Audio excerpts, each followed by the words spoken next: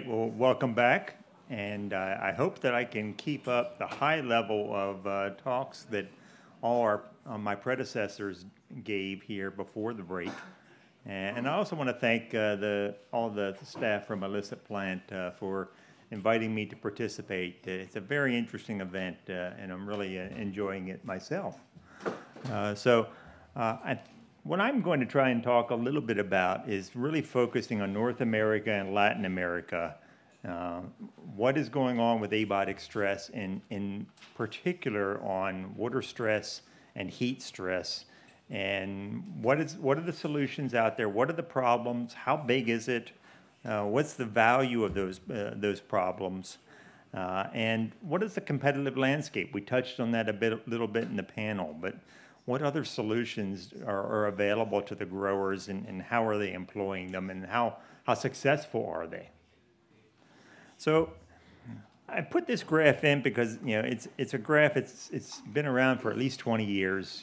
Probably many of you have seen it, but it's always a good reminder, and it's always causes questions in my mind too when I look at it. The y-axis is the record yield for those crops that are listed here. And the dark green represents the average yield that most growers achieve.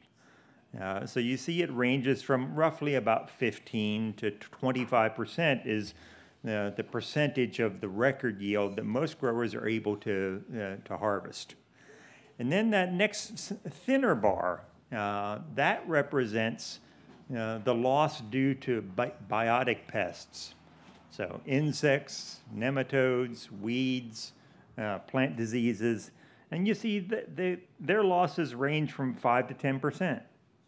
And yet, if you think about the dollars spent in R&D for solutions to those biotic pests, it dwarfs what is spent on the dollars spent for the yield losses due to abiotic stress. And you see the abiotic stress ranges from 60 to 80% loss. So as we talked about in the panel, it sort of draws the question is, well, why is that? Why doesn't anyone really focus more on this? And other than the plant breeding, the germplasm companies, and to a lesser extent the biostimulant companies, no one really focuses on this area. And if we look at the impact, I'm focusing here on the U.S. This is the drought stress map for the U.S. as of last week. You see, a fairly significant level in the southeast, in Texas and Louisiana, and also a developing pattern of significant drought in the Midwestern states, especially Iowa and Minnesota. And they're seeing some impact on their crops. But if we go back 2 years, the same date, you see the entire western U.S. was in a severe drought. And that drought actually extended for multiple years.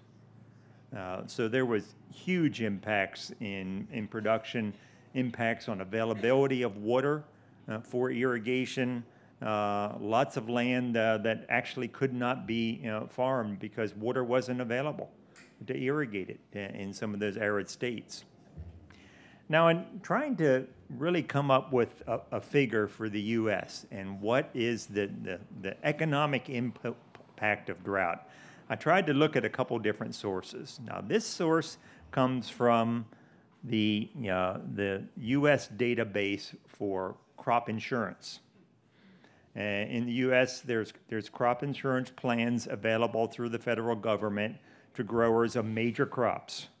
And this gives a 5-year average for, what are the share of acres that the crop insurance was recording as being impacted by drought. And you see most of it occurs with corn, soybeans, and wheat. Those 3 crops dominate. And over those 5 years, on average, 19 million acres every year received a crop insurance payout. So, a significant amount of area. But in addition, there's another 60 million acres that didn't have a great enough loss to qualify for a crop insurance payment. So in total, we're approaching, about 80 million acres, roughly around 30 million hectares kind of range, and that is being impacted by drought just in these major crops. And smaller crops don't qualify for crop insurance payments, so they're not included in this database. So the average annual insurance payment over those 5 years was $2 billion per year. And it averaged about $100 an acre, or about $250 a hectare, that the growers of those crops that were impacted received. That's about, if you think about a maize crop in the U.S., that's roughly about 25% of establishment costs. So even a grower that had a total crop failure, he was only receiving about 25% of his investment back. Now here's another database that I found, and I apologize for the small size of this, but this one is from another government agency in the U.S. called drought.gov. They track basically catastrophic weather events, and they look to see, how different weather events like flooding, tropical storms, other types of severe storms, freezes, and things like that impact growers. And this is a 40-year database here from 1980 to 2020. And what we see is that drought ranks as the third most costly catastrophic weather event. It averaged annual cost of $7.4 billion in the U.S. And severe drought events occurred 28 out of those 40 years, so almost 75% of the time there was at least one severe drought event somewhere in the country. The only two events that were greater in value were the tropical storms, which of course when we get hit with a hurricane, it can be devastating if it hits an agricultural area. And the other one was severe storms, which typically refers to hurricanes, or not hurricanes, excuse me, tornadoes in the U.S. So between those two kind of sources, you can see that, drought impact is causing an economic impact probably somewhere in the neighborhood of $10 billion per year on average in the U.S. For major crops. Now, if we go to Latin America, these were some based on some models that were produced by some climate researchers. And the interesting thing is, you look at where they were predicting to see significant impacts and changes in weather patterns. And it really was in southern Brazil, Uruguay, and northern Argentina was the area of row crop production that seemed like they were thinking, okay, looks like based on our models, this is where we're going to see problems. And interestingly, when you look at the drought in South America from a weather map in April 2023, where do we see most of the red area? It's in Brazil, Uruguay, and Argentina. And that database suggested that Brazil's total ag production had dropped by over 5% in 2022.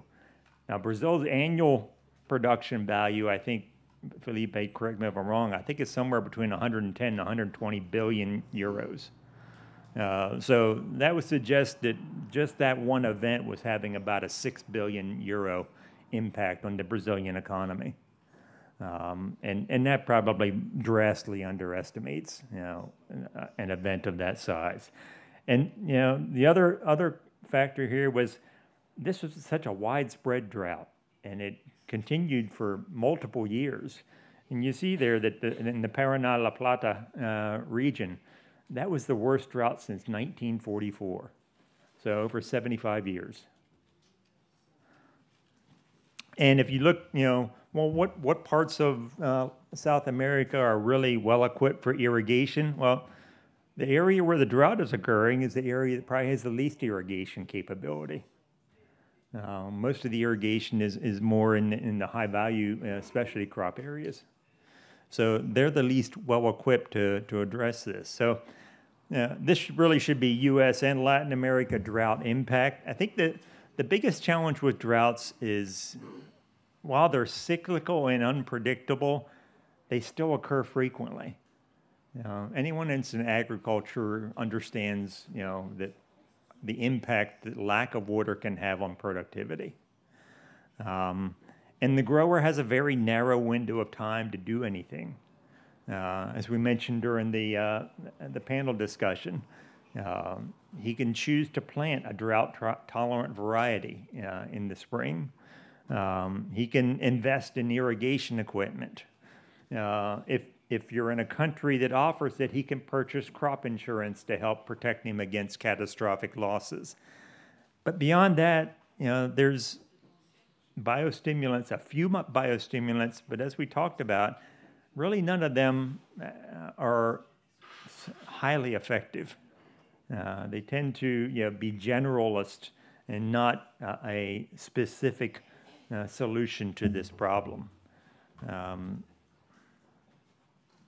So, one of the things I want to talk just briefly about is how does a plant respond to abiotic stress? And in particular, when we think about abiotic stress, there's all kinds of different types in addition to water and temperature. But I'm really going to focus on the water and temperature stress. And really, the plant has some mechanisms that it employs when it's under heat or drought stress. It tries to increase root growth. The stomates close to limit water loss. In certain varieties of crops, you'll see an increase in trichomes on the leaves, which will help it to deal with heat stress. But, plants don't have a lot of mechanisms really other than curl their leaves, close their stomates, and wait for rain. And there's nothing that looks sadder in my mind than a maize plant that's under drought stress. When those leaves roll up is when, as a grower, there goes some of my profit. those external responses that we see, are mitigated by genetic expression. And so you got gene expression, which increases production of hormones. The plant may recruit additional nutrients to really try to activate processes that will allow it to deal with drought. And then, what can the grower do? Well, we've talked about he can try to apply some of these biostimulants, amino acids, seaweeds, humics. He can try plant growth regulators. There's some specialty fertilizers that make claims about helping with drought stress. And all those are really focused on trying to reinforce those responses that the plant naturally has. But we don't have anything that sort of directly reduces the plant's demand for water. All these are treating more of a general response. So created this graph on the U.S. about irrigation because, as I mentioned, irrigation is one of the few direct things that a grower can do. And in the U.S., we have about 58 million acres that are under irrigation. That's about 23 million hectares. And I sort of put this graph at the top because I bet you most people, if you ask them what state in the U.S. has the most irrigation, I think most people would think California, Texas, Arizona. It's actually Nebraska. And and most of the Nebraskan irrigation is on row crops.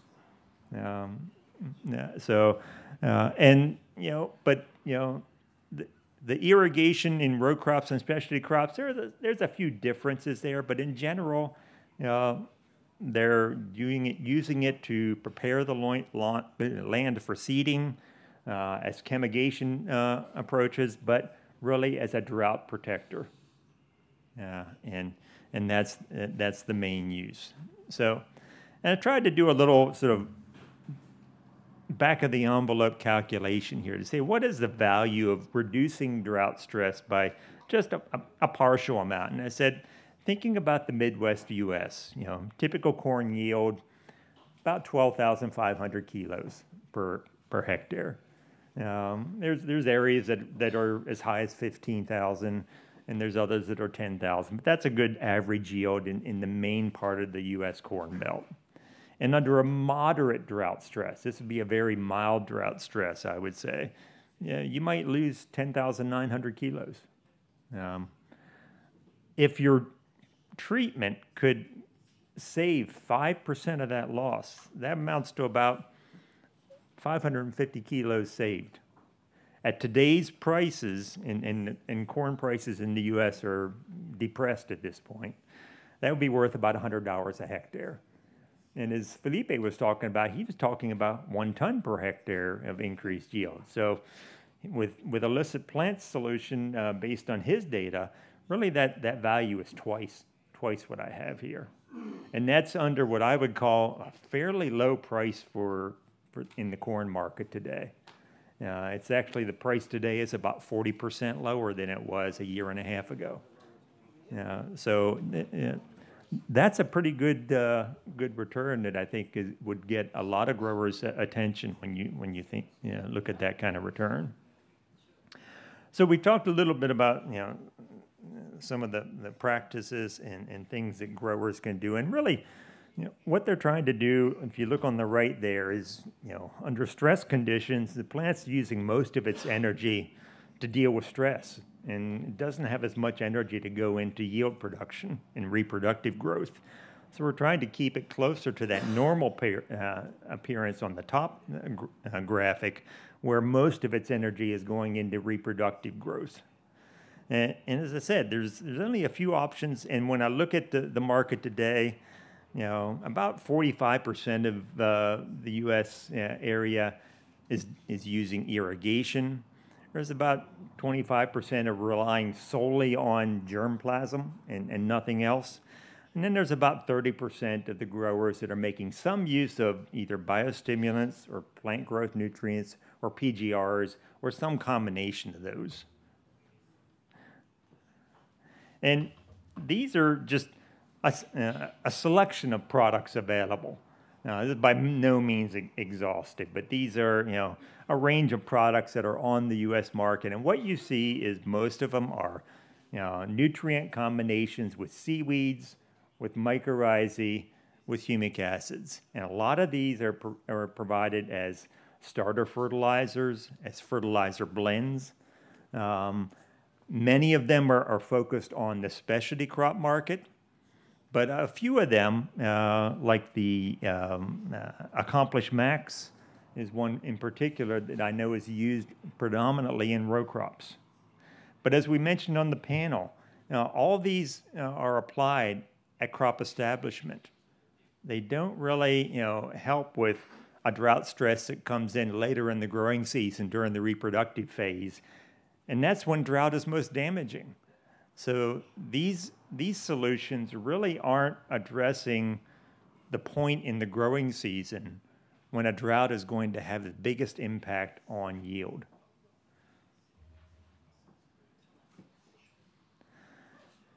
And I tried to do a little calculation and say, well, okay, what's the approximate value of the U.S. market for these kind of products today? And keep in mind, this market size is based on the quality of the products available. This is not a prediction of what illicit plants market opportunity is, because you're in a different segment. But when I think about it, I sort of look at the division, and I think it comes out to about $1.3 billion in value today in the U.S. for those kind of products. And it's fairly evenly split between the row crops and the specialty crops. The big difference is you see specialty nutrients being a bigger sector in the row crops and a little bit less in the specialty value crops. The other thing you see is in row crops, the dollar per acre value is lower, and that's because in specialty crops, they'll use these products multiple times in chemigation. So they might apply them 3, 4, 5 times in a chemigation program, whereas in row crops, it's a single treatment at establishment. So the value, while of an individual treatment doesn't change, it's just the number of treatments in specialty crops goes up. Some of the main opportunities I see, to me, corn is the #1 opportunity, whether we're talking Latin America or the U.S. I think, but definitely in the U.S. The corn market is a very important market. And I would focus, if I was illicit plant, I'd focus not so much in the central corn belt initially, but more in the sandy soils around the perimeter of the corn belt. If you think about the southeast, up the Atlantic coast, into the northeast, we have a lot of soils in many of those areas that do not have good water holding capacity. And that's where I think you're going to see consistent value with an illicit plant treatment. That's not to say there's not value in the heart of the corn belt in Iowa, Illinois, and Indiana. There definitely is, because they definitely do get hit by droughts on a regular basis. The difference is the impact of drought typically is not as severe in those states as it is in the states in the perimeter. So I think there could be an early win for you in some of those states around the outside, and then move into the main part of the corn belt. Soybeans, yes, definitely there's opportunities in soybeans as well. Although soybeans in general are more tolerant to drought than corn, and tend to be a little bit lesser value. The other one I would look at in row crops is cotton, especially dryland cotton in the U.S. Big user of water, always under stress, and I think there could be real opportunity there. And then lastly, wheat and rice would come in. Now, drought stress in Latin America, similar crop opportunities. Of course, major row crop opportunities in Brazil, Uruguay, Argentina, even Paraguay. As Felipe said this morning, all the major row crops are using biologicals already. So it'd be a very, I think, easy sell, especially with the kind of performance you're seeing with your products. One thing also in the other parts where the specialty crop market and the export specialty crop market exists in Latin America, there's opportunities for transplant stress management. And export crops in Mexico, in Central America, and Chile, I think, are an opportunity there. And I did want to bring this up because I know, Ralph, you wanted me to focus on row crops, but I do want to bring up one thing related to fruits and vegetables. If you think about how fruits and vegetables are managed with irrigation, really that crop is typically going from a well-watered to a drought-stressed period throughout the growing season. So if you think about there's a curve, and if you can extend that period between irrigations or make the irrigation more efficient with an application of an illicit plant product, that could have a lot of value to fruit specialty crop growers, especially where they're having problems with water availability or the cost of their irrigation. If you can make it more efficient so they can use less water, that's going to be a high value to them because many of these are very high value crops. Another thing, as I mentioned with Mexico, is the transplant shock. For those specialty crops that are transplanted, that transplant shock period is probably the most important period of the crop for them. It will determine the end value of what they produce. I've heard melon growers in California tell me if I can get my crop through transplant shock more quickly than my neighbor, I can make 10 times more money. And a lot of them already are applying a number of biostimulant cocktail blends in their transplant mix. And I could see them being very interested in something that could give them that would make their crop more efficient in its use of water throughout the growing season. I also wonder, could you apply that in the nursery before transplanting and actually prime the crop before it's transplanted? So additional factors to continue to really keep in mind about the abiotic stress. Of course, when we're talking about row crops, the commodity prices always have an impact. As I mentioned, the price of corn in the U.S. has dropped 40% since April 2022. In April 2022, growers were getting lots of money for their corn, and they would try a lot of new inputs. They could afford to. Now, I think we're reaching a point if the corn price goes much lower where they really start to think hard about new inputs. Soybeans have also dropped, though not quite as dramatically. One other big change, though, is 2 years ago, fertilizer prices were sky high. Now they've come back to a little bit to more normal levels, but that is a definite positive.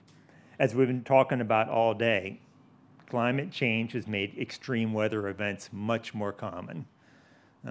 We see droughts, heat stress on a regular basis in large parts of the area where these crops are grown.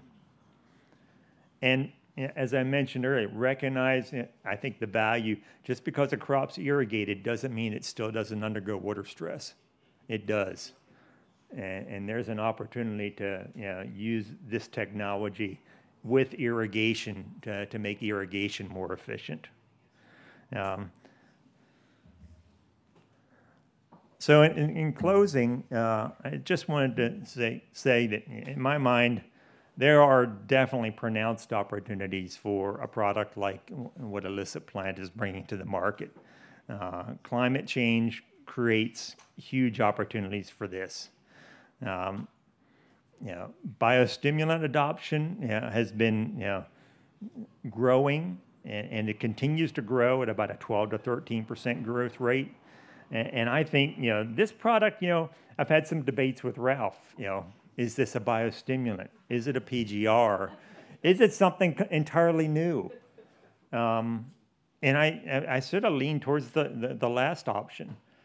I think it's an entirely new category. You're not like humic acids or seaweeds. You're very different.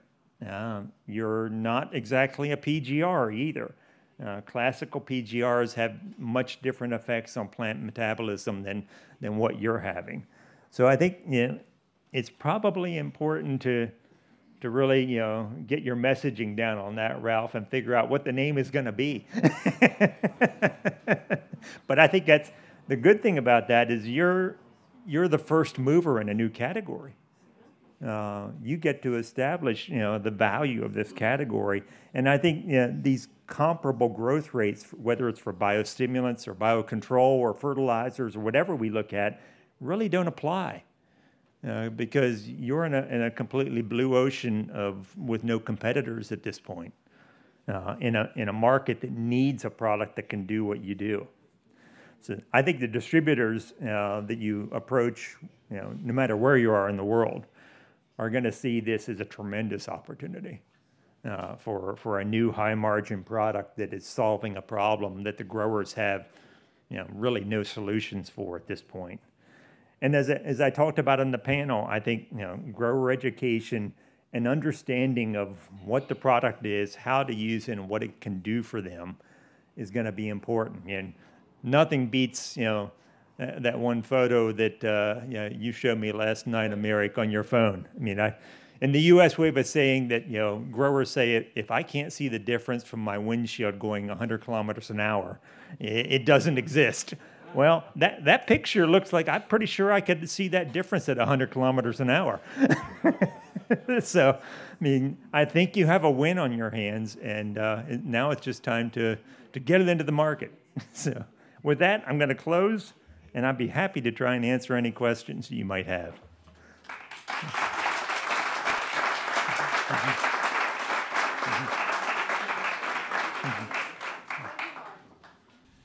Thank you, Mark. I have a question to you, but also to the panel that was on stage just before. And I'm looking to you, Pam. We learned the tremendous amount of losses due to drought stress in dollars. Mm-hmm. But that means, translated, this is a huge amount of tons of food that are missed every year. And so while innovation is probably a solution to control food security, I am really wondering, also with what we have heard from Heidi later or earlier today, whether we can be fast enough to compensate all these losses that are going to occur in the very, very near future. So this being one of those, probably, but quite obviously, and I think the next round will be talking about this in much more detail, there are a combination of things that are needed. And so do we have the time to bring all these new practices to life in order to compensate these huge losses and the risk that is coming up to us via, let's say, climate change. Well, I guess I would say, you know, we have a whatever time we have. You know, Heidi can probably give us a better prediction on the trend for climate change and when we're going to reach a tipping point that's going to really severely impact productive capabilities, whether it's in Brazil or the U.S. or here in Europe. You know, obviously you have one piece of the solution that can help address this. We need more. We need good products for heat stress, for other factors that are going to come in as a result of climate change. Pam or Philippe, anyone else have any comments on that one from the panel?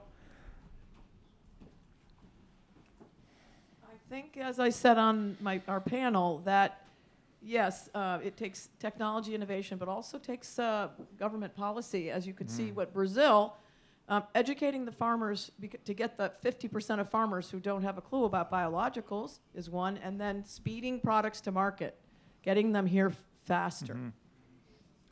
Yeah, I would second that. I think all of us have an obligation when we have an opportunity to speak with government policymakers to make them aware of the threat that we see and the help we need from them in order to be able to get these innovative new products on the market in a timely manner.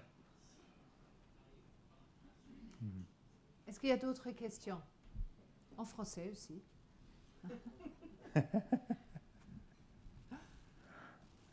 Everything is clear. Okay, thank you. Thank you very much, Mark. Thank you again. This very interesting outlook on market developments in biosolutions.